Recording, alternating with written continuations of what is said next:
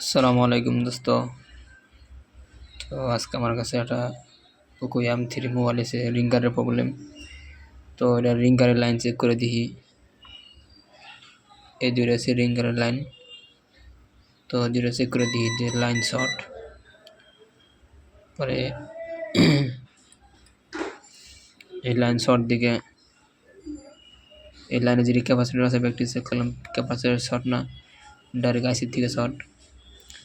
পরে শর্ট কাটাটা সলিউশন বের করলাম যে পোকো M3 আর 9 পাওয়ার এই দুইটা রিঙ্গার, ইয়ার স্পিকার আর রিঙ্গার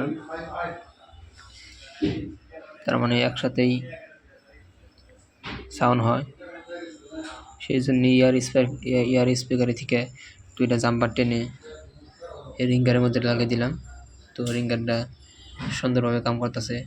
তো আপনারাও যদি শর্টকাটে যদি এরকম কোনো সমস্যা হয় তাহলে পোকো M3 বা 9 পাওয়ার এখান থেকে জাম্পার টেনে দুইটা জাম্পার টেনে, এটা হচ্ছে গ্রাউন্ড, ইয়ার স্পিকার 3টা লাইন থেকে একটা গ্রাউন্ড আর দুইটা মিড লাইন, এই মিড লাইন দুইটা টেনে